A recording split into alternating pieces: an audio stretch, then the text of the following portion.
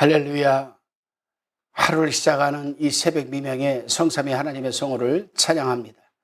또한 말씀을 사모하며 말씀 앞에 귀를 기울이시는 성도 여러분들에게 하나님의 크신 감동과 은혜가 충만하시기를 주님의 이름으로 기도드립니다. 오늘은 민수기 17장 1절로 13절의 말씀을 나누도록 합니다. 진도 평목항 등대에는 노란 리본이 붙어 있습니다. 항구 난간에도 수많은 리본이 달려 있습니다. 세월호 사건 이후 우리나라 사람들에게 노란 리본은 하나의 표징이 되고 말았습니다. 시간은 망각을 부추기지만 우리는 시간의 시험을 이기고 기억하고자 하는 노란 리본을 달았던 것입니다. 하나의 표징이 된 노란 리본을 보며 진실이 마침내 밝혀지기를 바랬고, 애쓰고 노란 리본을 보며 우리나라 전반에 적체된 부정과 부패와 안일함이 바로 세워지기를 바라고 우리는 노란 리본을 달았던 것입니다. 표정은 이처럼 흘러가는 시간 속에서 우리의 기억과 삶을 다시금 다잡는 계기가 될 수도 있습니다. 표징은 우리가 앞으로 반복하지 말아야 할 것이 무엇인가를 말해주는 것이며, 표징은 우리가 어떤 길을 선택하고 나가야 할지를 말해주기도 합니다. 고라와 다단과 아비람과 온 땅이 무리를 지어서 모세를 거슬렀습니다.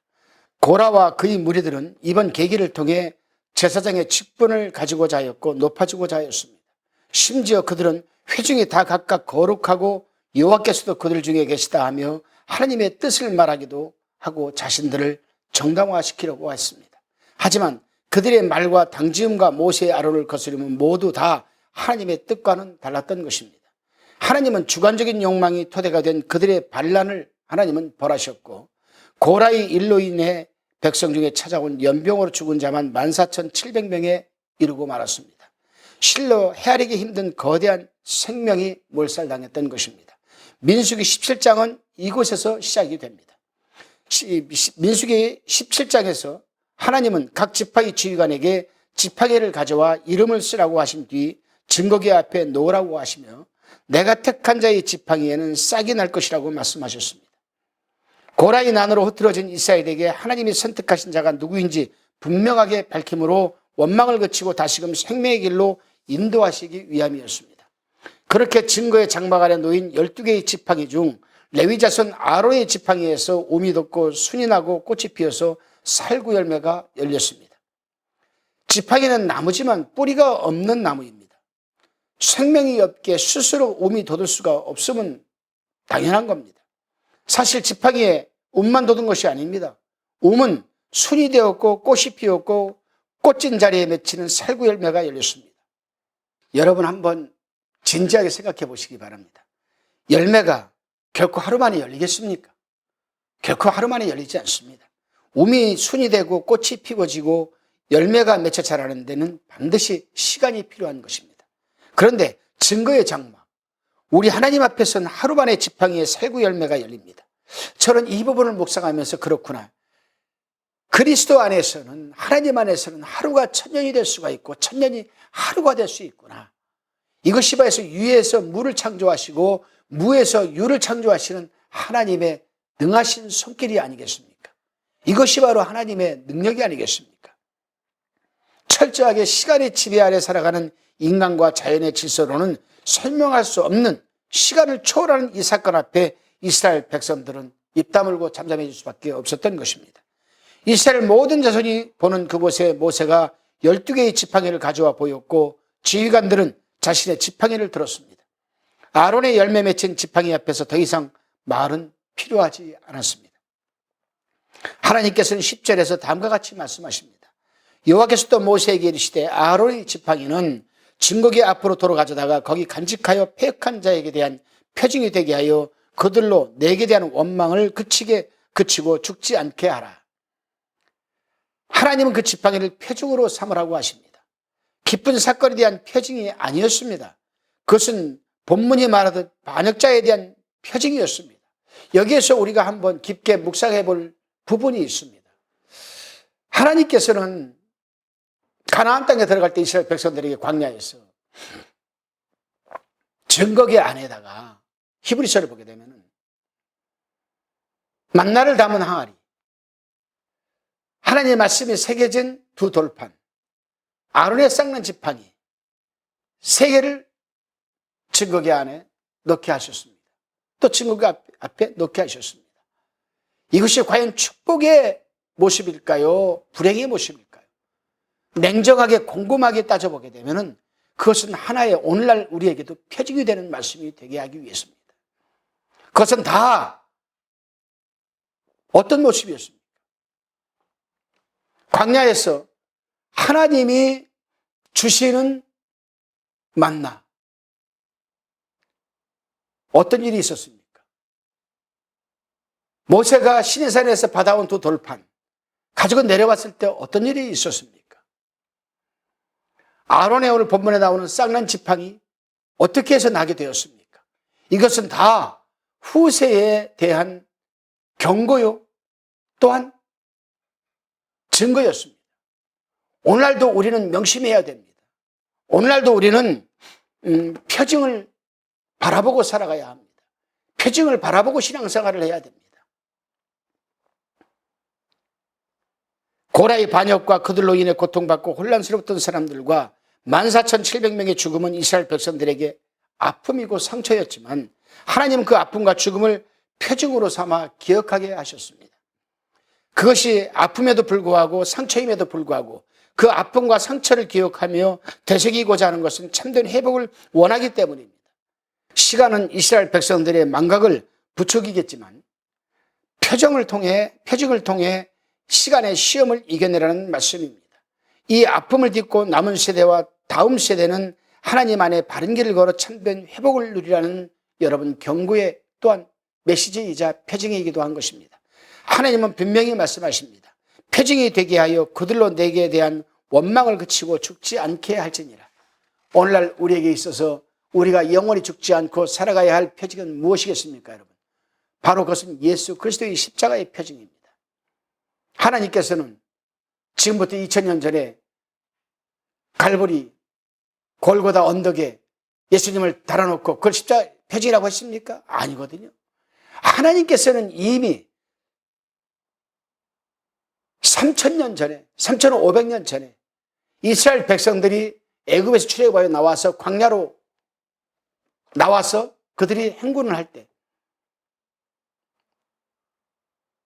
그들이 목말라서 불평불만할 때 반석을 치게 하시고 그 반석에서 물이 나오게 하셨을 때 이 반석은 고린도전서 10장 1절로 3절을 보니까 바로 그들을 함께 동행했던 예수 그리스도였습니다.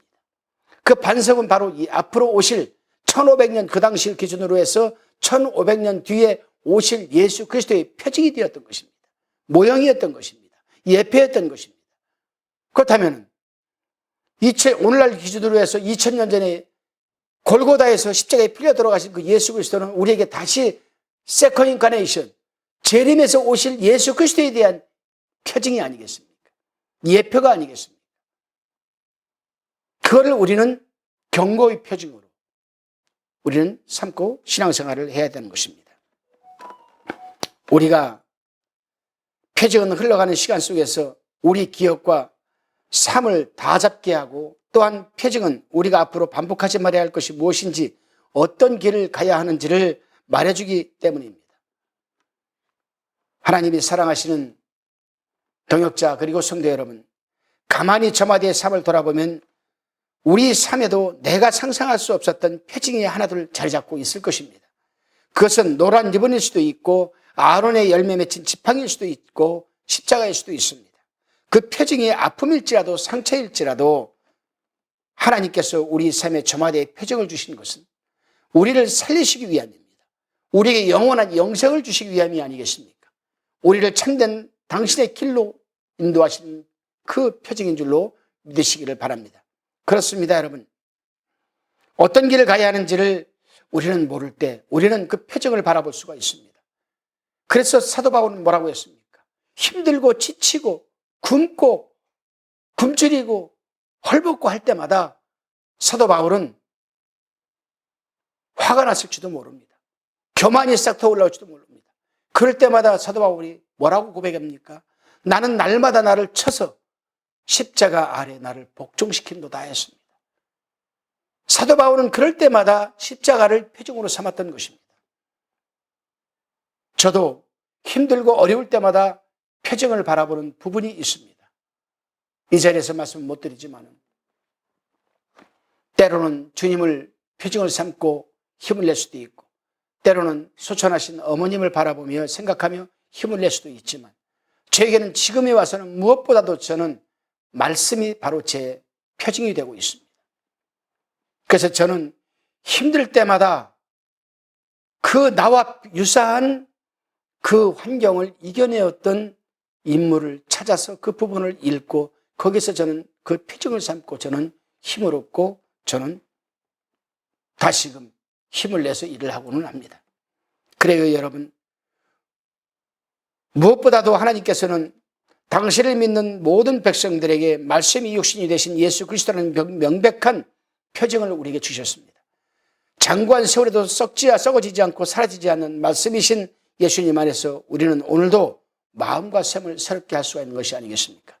우리가 살아가는 삶이 터전에 왜 음습한 어둠이 없겠습니까마는 썩지 않은 표정이신 예수님의 빛 또한 말씀이 오늘도 우리를 참된 일꾼으로 인도하고 계십니다.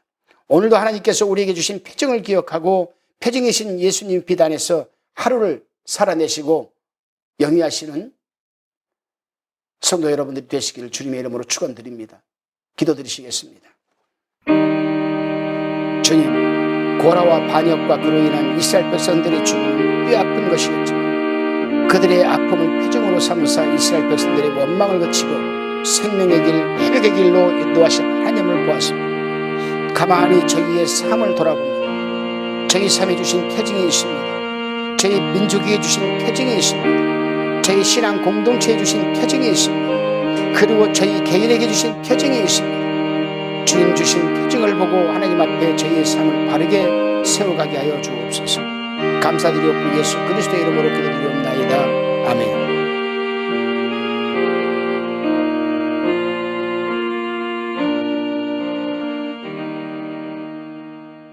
화평방송 구독, 좋아요 부탁드립니다. 감사합니다.